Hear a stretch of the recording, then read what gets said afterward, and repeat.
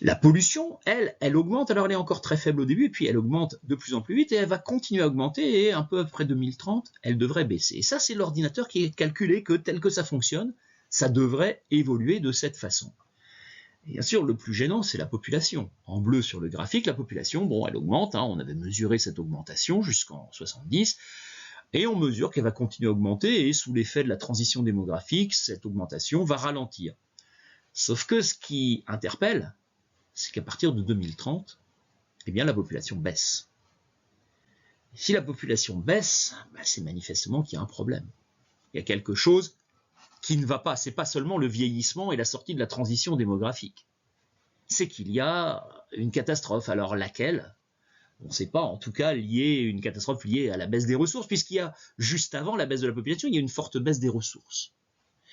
Et ça a été calculé, alors, on dira par un ordinateur de 1972, bon, qu'est-ce que ça vaut? Eh bien, on a refait les calculs depuis, évidemment. Et en 2010, on a pris en compte, on a mesuré ce qui s'est passé. Et là, c'est ce qu'on voit, c'est le trait continu entre la partie grisée de gauche et le trait vertical de 2010, les traits continuent. On voit que les ressources ont continué à baisser et qu'on n'est pas très loin de ce que prévoyait l'ordinateur de Denis Meadows. Que la nourriture a augmenté, alors elle a augmenté un peu mieux que ce que prévoyait Denis Meadows, là aussi, mais on n'est pas très loin du trait. Que la production de services a augmenté, que la population a augmenté, mais enfin, on voit en fait que les tendances calculées par l'ordinateur de Denis Meadows, en fait, les tendances ont été confirmées. Donc, il avait assez bien prévu les choses, et ce qu'on se dit, c'est que, eh bien, si les tendances annoncées ont été à peu près observées, eh bien, l'effondrement qui est prévu pourrait bien, lui aussi, se produire. Et aujourd'hui, on se dit que l'effondrement est de moins en moins évitable. Alors, c'est une nouvelle science qui étudie ça, qui s'appelle la collapsologie. Vous savez, to collapse, en anglais, ça veut dire s'effondrer. La collapsologie, c'est une nouvelle discipline qui étudie les possibilités d'effondrement, les moyens de l'éviter, les moyens de sortir du problème. Au fond, l'enjeu aujourd'hui, c'est même plus d'empêcher l'effondrement. Ça serait plutôt d'essayer de limiter les effets de l'effondrement. Bon, un effondrement, on se dit qu'il y a de grandes chances qu'il y en ait un. Tout semble aller dans ce sens-là, et pas seulement parce que ça confirme les calculs du rapport Meadows. Mais l'idée aujourd'hui, c'est donc pas d'empêcher l'effondrement, ce serait plutôt de limiter les effets de l'effondrement. Et limiter les effets, faire en sorte qu'ils ne soient pas trop dramatiques, et même peut-être pas dramatique du tout. Peut-être qu'on pourrait imaginer un autre mode de vie avec moins de ressources. Et dans ces cas-là, peut-être qu'on éviterait la chute brutale de la population, si on arrive à consommer moins de ressources, puisque les ressources, manifestement, il est prévisible qu'elles chutent. Hein. C'est d'ailleurs le pic de Hubbert, c'est cette logique-là, la baisse des ressources. Donc, limiter les effets de l'effondrement, et puis s'organiser pour se donner une chance de repartir. C'est ça aussi ce que souhaitent les collapsologues. Si les collapsologues étudient justement les possibilités d'effondrement, c'est justement pour calculer les moyens qu'on aurait, de ce qu'on pourrait mettre en place dès maintenant pour permettre ce qu'on appelle la résilience. La résilience, c'est la possibilité de rebondir, c'est la capacité à repartir. Et si on arrive à mettre en place des systèmes résilients, des systèmes qui ne seraient pas trop affectés par une baisse des ressources, qui ne seraient pas trop dépendants de multiples ressources et qui arriveraient à fonctionner avec peu de ressources, bon, ils seraient plus résilients, ils seraient plus faciles à relancer. En fait, l'enjeu aujourd'hui, c'est même plus seulement de limiter le changement climatique, même si effectivement il faut essayer de limiter le changement climatique, faire en sorte qu'il ne soit pas trop important, mais de toute façon il y a déjà un réchauffement climatique, mais éviter qu'il soit trop important. Mais l'enjeu c'est pas seulement ça, l'enjeu c'est aussi de s'adapter au changement climatique pour faire en sorte qu'il soit moins douloureux, qu'il ait moins d'effets, qu'il entraîne moins de catastrophes. L'enjeu c'est l'adaptation.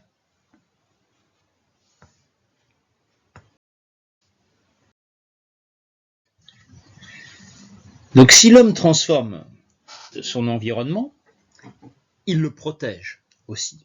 Et c'est ce qu'on va voir dans une troisième partie. la protection de l'environnement.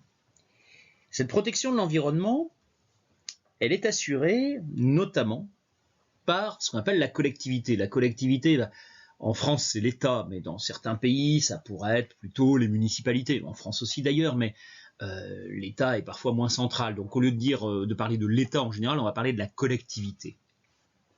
Ça inclut aussi bien l'État que les municipalités, les collectivités locales, voilà, les groupes d'individus. Enfin, on va voir justement les différents acteurs qui agissent dans le sens de la protection de l'environnement. En faisant d'abord un historique de cette prise de conscience, comment la collectivité a découvert l'enjeu de la préservation. J'insiste sur cette découverte parce qu'en fait, avant le 19e siècle, la nature, elle est vue soit comme un danger dont il faudrait se protéger, soit comme un réservoir de ressources illimitées. Dans les deux cas, la question de la protection ne se pose pas trop. Si c'est simplement un danger dont on doit se protéger, on n'a pas besoin de le préserver, au contraire. S'il s'agit d'un réservoir de ressources illimitées, la question de la préservation ne se pose pas non plus. Il y a quand même certains signes qui montrent qu'on se pose parfois des questions.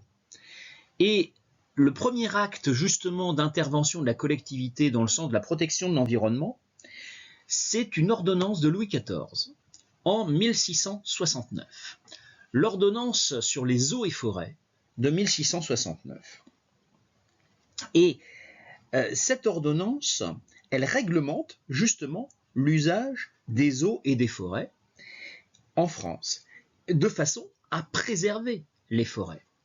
Alors, on comprend bien, évidemment, les motivations. Alors, c'est ce qui est expliqué dans le début de ce texte-là, qui est une analyse faite 100 ans plus tard par Daniel Jousse, qui explique les bois sont une des plus belles productions de la nature, tant à cause de leur grande utilité pour la construction des bâtiments. Évidemment, quand on dit bâtiments ici, il s'agit beaucoup plus des bâtiments de guerre, des bateaux, que des bâtiments d'habitation, qui en France sont traditionnellement plutôt en pierre.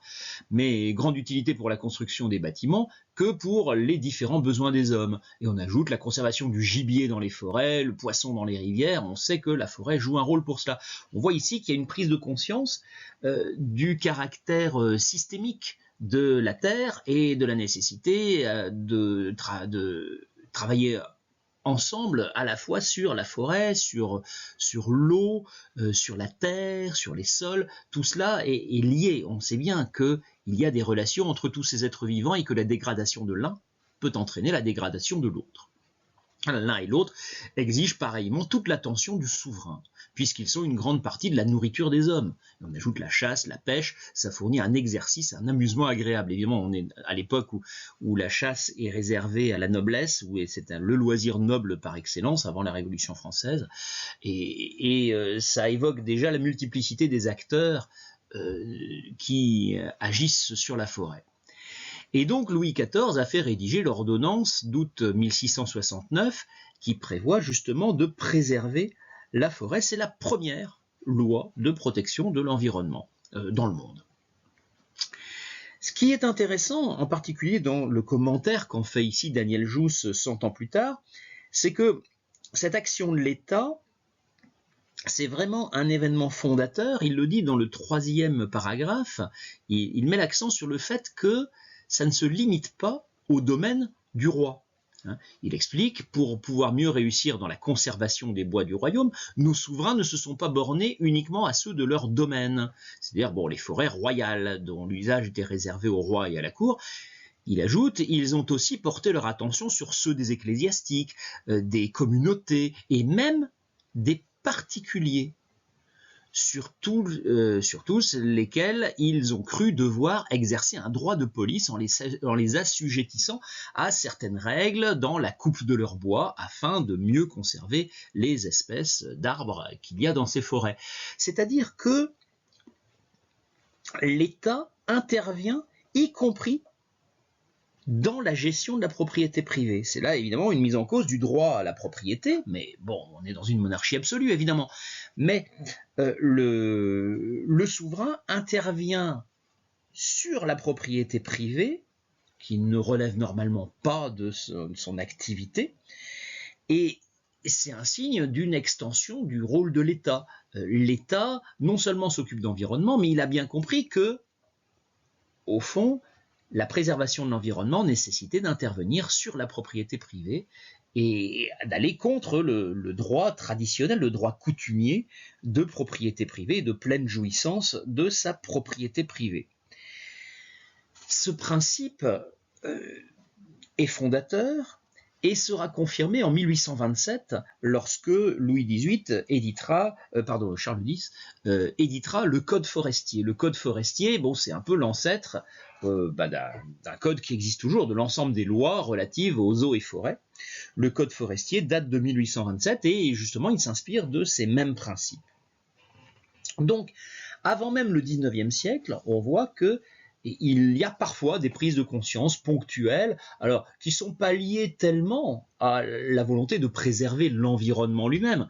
Mais Louis XIV a bien compris que s'il voulait du bois pour ses bateaux et sa marine de guerre, il fallait absolument qu'il préserve la forêt. Donc, il a bien compris qu'on protège l'environnement pour protéger les intérêts humains, et pas seulement pour le plaisir de la nature. Au XIXe siècle, les choses deviennent plus complexes. Il y a une étape au XIXe qui est l'intérêt pour la nature. Et l'intérêt pour la nature, ça participe d'un mouvement culturel qui est le grand mouvement culturel du XIXe siècle, ce qu'on appelle le romantisme. J'ai choisi ici deux peintures romantiques, tout particulièrement celle de gauche, qui est un peu un tableau fondateur du romantisme allemand, l'Allemagne étant le grand pays du romantisme.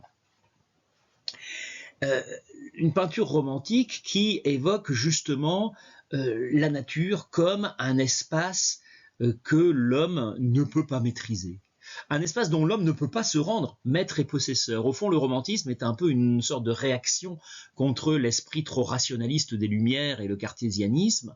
Et la nature apparaît comme la dernière chose non contrôlée, non dominée par l'homme, le dernier mystère dans lequel l'âme humaine peut s'évader. Et le romantisme, justement, c'est cela, c'est la place faite aux passions, à l'évasion, au mystère, à l'inconnu. Et la nature, eh bien, c'est cela, justement. Et cette nature, les romantiques la subliment, la magnifient. C'est la nature des nuages, des montagnes, des arbres, des champs, de la mer, des forêts, du ciel étoilé. Tout cela, c'est l'occasion de la rêverie des romantiques, du temps. Les romantiques aiment beaucoup le vent qui emporte les feuilles mortes. Et tout cela, cela les inspire. En même temps, le XIXe siècle est un moment où on prend conscience, dans certains endroits, de la surchasse. La surchasse, c'est comme la surpêche en mer, hein, mais sauf que c'est sur la terre, c'est la destruction de certaines populations animales. Alors ça, c'est particulièrement ce qu'on voit aux États-Unis avec la décimation des troupeaux de bisons, par exemple, dans les grandes plaines américaines. En fait, ce qui progresse au XIXe siècle, c'est une idée neuve, c'est l'idée de patrimoine naturel. Alors je vous rappelle, il faudra du temps pour que l'UNESCO mette en place le patrimoine naturel, mais au XIXe siècle, cette idée, même si on ne l'appelle pas comme ça, cette idée progresse et elle est liée à un souci, non plus un souci d'intérêt humain, mais un souci sentimental, un souci même identitaire. On s'identifie à la nature et en tant que patrimoine, justement, elle nous permet de nous construire une identité.